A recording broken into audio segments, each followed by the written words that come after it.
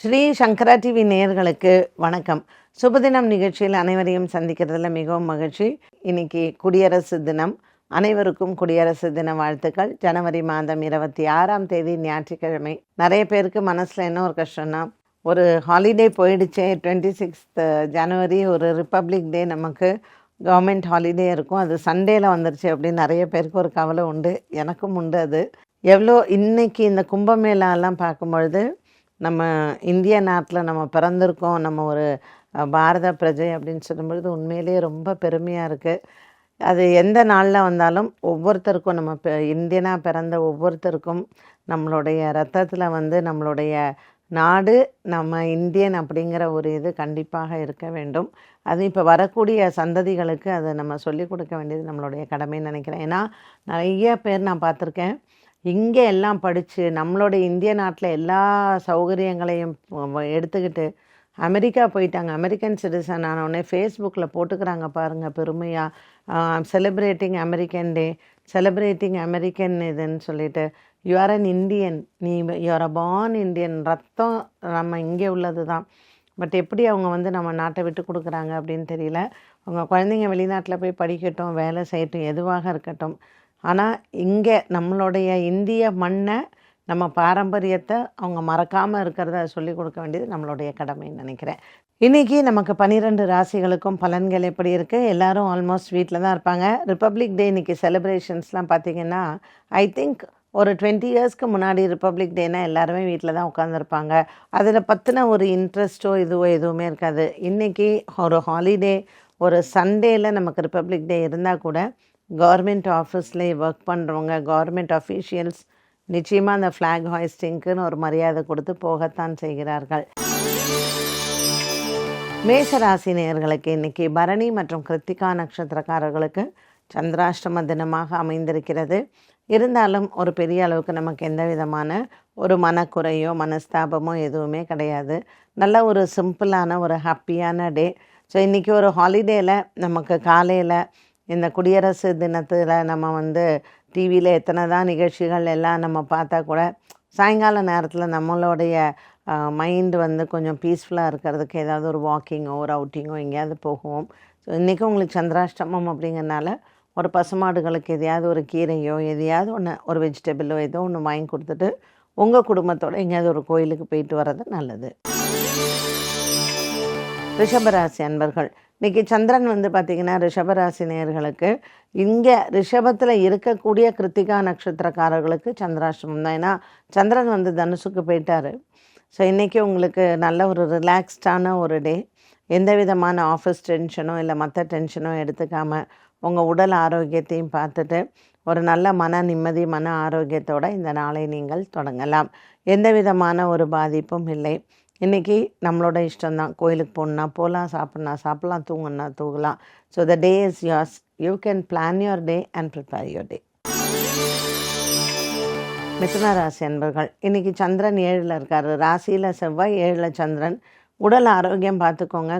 உடம்பில் இருக்கக்கூடிய ரத்தம் சம்மந்தப்பட்டது, ஒரு பிபி ஹை ஆகலாம், சுகர் ஹை ஆகலாம், இல்லை லோ ஆகலாம்.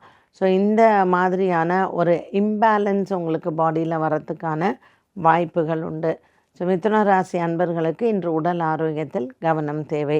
மற்றபடி ஒரு ஞாயிற்றுக்கிழமை ஒரு பிடி நம்ம கோதுமை தானம் பண்ணுறது நல்லது. ஏன்னா 8ஆம் இடத்தில் இருக்கக்கூடிய சூரியன் சில உடல் ஆரோக்கிய குறைபாடுகளை தரலாம்.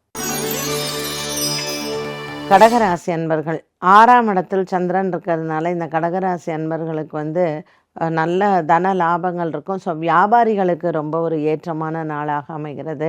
குடும்பத்தில் இருக்கக்கூடிய நட்புகள், உறவுகள், இவர்களுக்கு ஏதாவது வீட்டுக்கு வர்றது, நம்ம நல்லா உட்காந்து அரட்டடிக்கிறது, இந்த மாதிரி இன்றைக்கி டைமை நம்ம ஸ்பெண்ட் பண்ணலாம். நல்ல ஒரு மனதிற்கு நிம்மதியான சந்தோஷமான நாளாக இருக்கும்.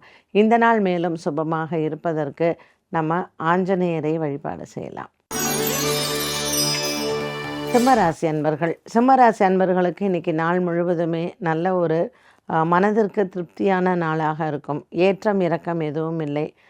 சூரியன் 6ஆம் இடத்தில் இருக்கிறதுனால வியாபாரிகளுக்கு நல்ல ஒரு நாளாக அமைகிறது. கொஞ்சம் செலவுகள் அதிகமாக இருக்கும் இன்றைக்கி, உறவினர்கள் வருகை, நண்பர்களின் வருகை இருக்கிறதுனால. மற்றபடி இந்த நாள் பெரிதளவுக்கு எந்த விதமான ஒரு பாதிப்பும் கிடையாது. இன்றைக்கி இந்த சிம்மராசி அன்பர்களுக்கு நல்ல செய்திகள் காத்திருக்கிறது. கன்னிராசி நேயர்கள், கன்னிராசி நேயர்களுக்கு இன்றைக்கி நாள் முழுவதுமே நல்ல ஒரு ஆரோக்கியமான நாளாக இருக்கும். எடுத்துக்கொண்ட வேலைகள் அனைத்துமே உங்களுக்கு நல்லபடியாக முடிவடைகிறது. பெரிதளவுக்கு மனதளவில் எந்த விதமான குறைபாடுகளும் இல்லை. கன்னிராசி அன்பர்களுக்கு இன்றைய நாளில் நீங்கள் நண்பர்கள் மூலமாக உங்களுக்கு நல்ல செய்திகள் வரும். கடன் உதவிகள் பெறுவதும், கடன் நீங்கள் கேட்ட இடத்தில் உங்களுக்கு கிடைப்பதற்கும் நல்ல ஒரு திருப்தியாகவே அமையும். துலாம் ராசி அன்பர்கள், துலாம் ராசி அன்பர்களுக்கு அலைச்சல்கள் அதிகம் இருக்கும். 12ஆம் இடத்தில் இருக்கக்கூடிய இந்த கேத்துவின் சஞ்சாரம் சற்று உங்களுக்கு தூக்கமின்மையை கொடுக்கலாம். இன்றைக்கி இந்த துலாம் ராசி அன்பர்களுக்கு நல்ல செய்திகள் காத்திருக்கிறது. வெளிநாட்டிலிருந்தோ வெளியூரிலிருந்தோ உங்களுக்கு நல்ல செய்திகள் வந்து சேரும். மனதிற்கு ஆறுதலையும் திருப்தியும் தரக்கூடிய நாளாகவே அமையும். விருச்சிக ராசி நேயர்கள், விருச்சிக ராசி நேயர்களுக்கு இன்றைக்கி சந்திரன் 2ஆம் இடத்தில் இருக்கிறதுனால குடும்பத்தில் சின்ன சின்ன கலகங்கள், மற்றவர்களால் உங்களுக்கு பிரச்சனைகள் வந்து போகலாம். அமைதியும் உங்களுக்கு நல்ல ஒரு ஆரோக்கியமான நாளாக இருக்கும். மற்றவர்களின் ஆதரவும் கிடைக்கக்கூடிய நாளாக அமைகிறது. இந்த விருச்சிக ராசி அன்பர்களுக்கு இன்றைக்கி எடுத்துக்கொண்ட முயற்சிகள் அனைத்தும் திருப்தியாகவும் சந்தோஷமாகவுமே அமைகிறது. இன்று விருச்சிக ராசி நேயர்களுக்கு மாலை நேரத்தில் ராகு காலத்தில் அங்காளம்மன் ஆலய தரிசனம் நல்லது. தனுசு ராசி அன்பர்கள், தனுசு ராசி அன்பர்களுக்கும் உடல் ஆரோக்கியத்தில் கவனம் தேவை.